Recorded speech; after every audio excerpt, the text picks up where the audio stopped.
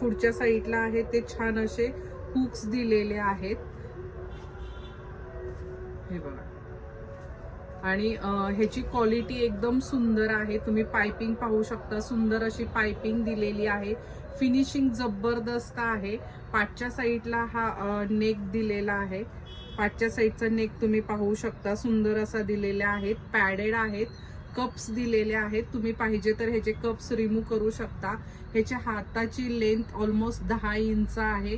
आणि हे साधारण ब्लाऊज तुम्ही अल्टर करून 38 पासून ते 42 पर्यंत यूज करू शकता. नेक्स्ट कलर येणार आहे सुंदर असा हा बेबी पिंक कलर, छान असा हा बेबी पिंक कलर येणार आहे.